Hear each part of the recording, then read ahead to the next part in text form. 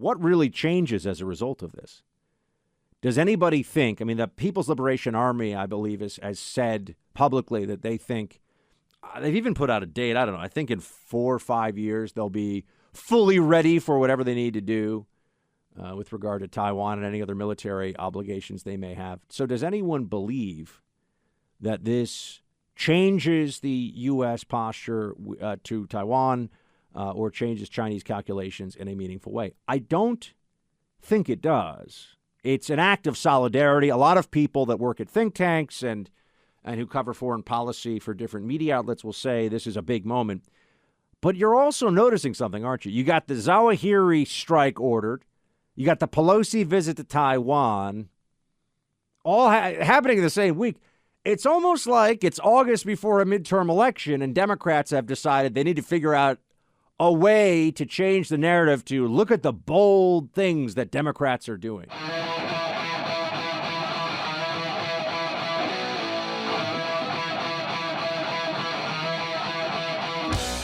I guess I'm wondering, why did the president bother with this drama from the beginning? I mean, why not, rather than saying the military doesn't think it's a good idea to go, why not call the Chinese bluff or tell them to pound sand when they started bellyaching about the possibility of this trip, given, as you pointed out, there's no change in policy and there's precedent for Pelosi to visit Taiwan? So what's the drama?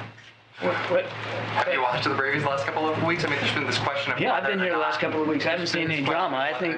I think you're manufacturing it with your question. Look, we have been nothing but clear with the Chinese about where we stand on the issues and the one China policy and our support for a free and open Indo-Pacific. Look, I want to go back to what I said at the beginning, and I hope you took note. Nothing has changed. There's no drama to talk to. It is not without precedent for a Speaker of the House to go to Taiwan if she goes, and I'm not confirming that she is. And it's certainly not without precedent for members of Congress to travel to Taiwan. It has been done this year, and I'm certain that it will be done in the future.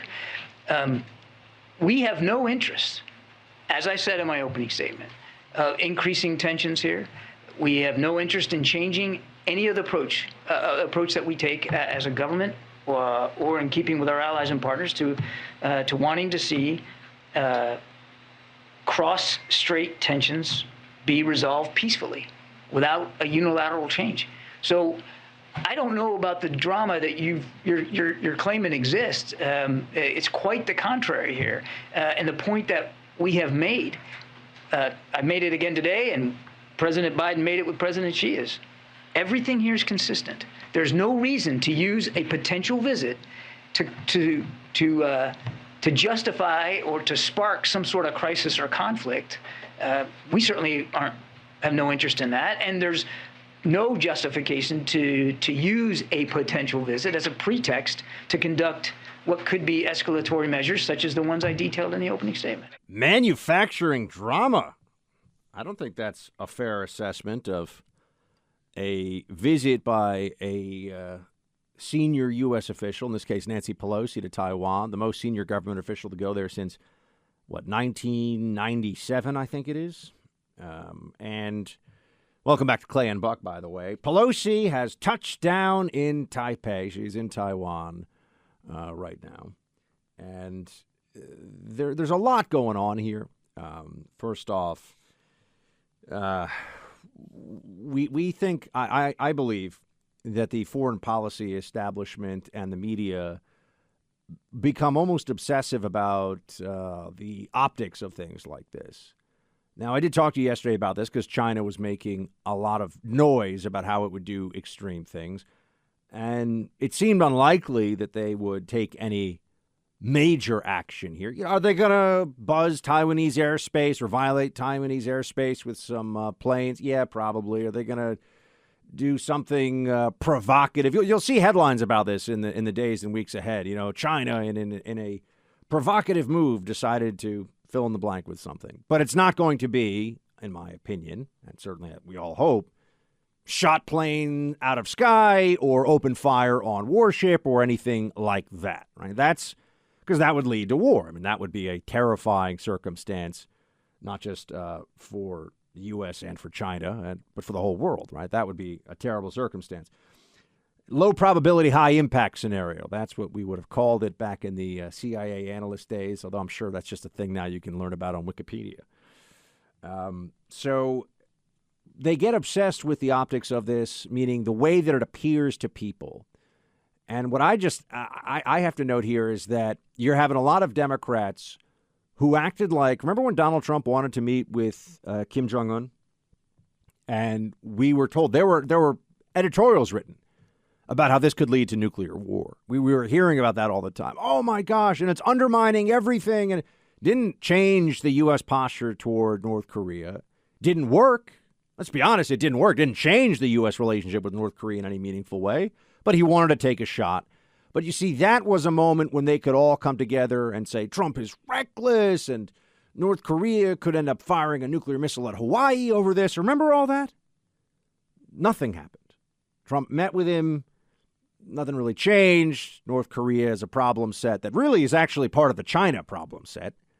Without Chinese support, the North Korean state would very rapidly cease to exist. It's by far North Korea's primary trading partner, and really China uses North Korea vis-a-vis the international community as a way of saying, okay, we'll rein them in, but you got to do the following for us, or you got to back off us on this issue, and we'll tell North Korea to stop firing the missiles toward Japan or something, or test firing.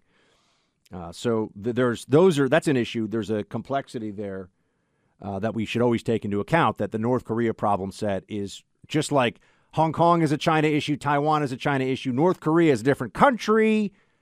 I mean, Taiwan is de facto a different country too, but North Korea is officially a different country, but it is really a part of the problem of dealing with China in so many ways. But when it was Trump doing that with Kim Jong-un, it was, this is reckless. Now Nancy Pelosi, why is she doing this? They're all going to say, oh, it's standing in solidarity with Taiwan. And I said to you yesterday, I stand behind this. You can't let the Chinese Communist Party determine where the U.S. Speaker of the House is going to land.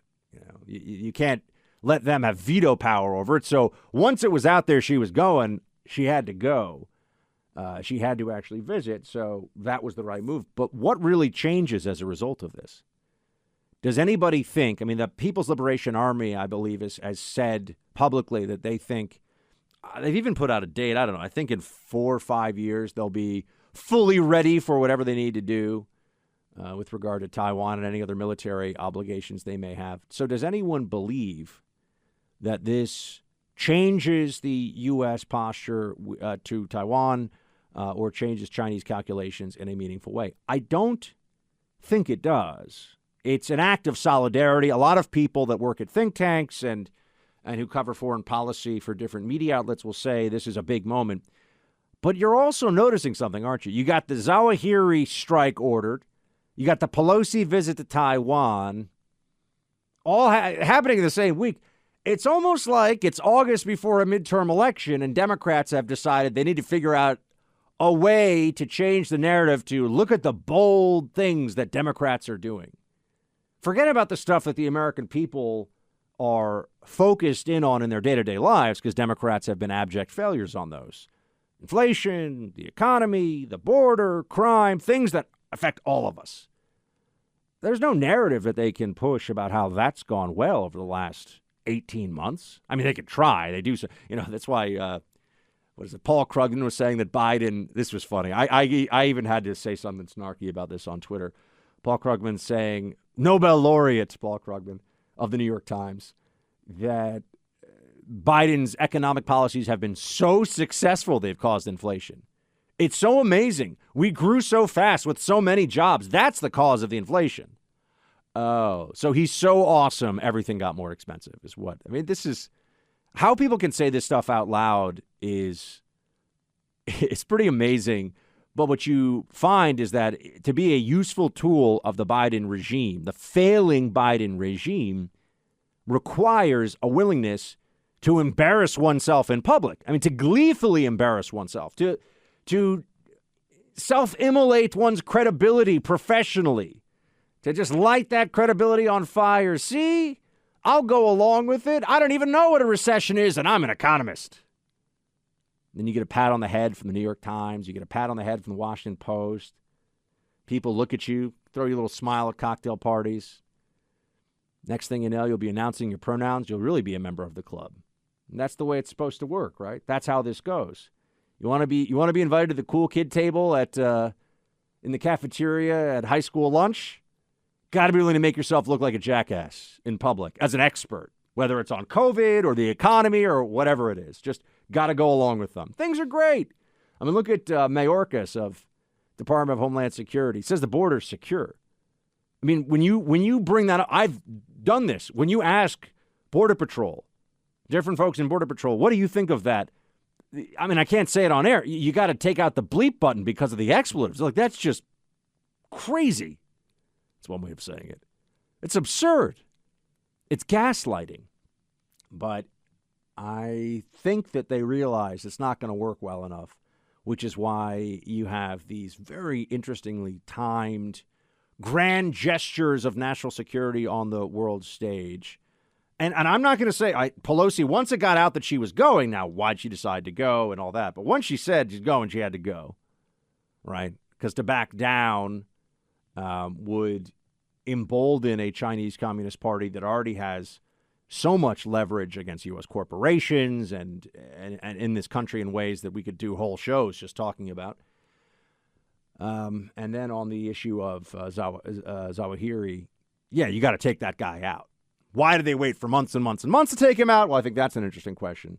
They'll say it's because they had to verify and find the exact right conditions. I find that hard to believe. So the timing here, it's not quite an October surprise, but some August surprises thrown into the mix.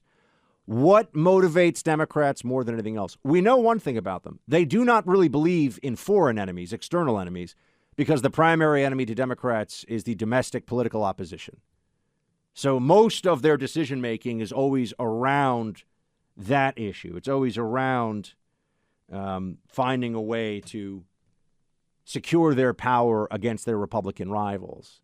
And that pushes more of their external and foreign policy and national security decision-making than anything else. How's this going to look on CNN? Now, I'm not saying that's the only consideration. I'm saying that is a primary consideration for them. And I think you have to take that into account, given what we are seeing right now.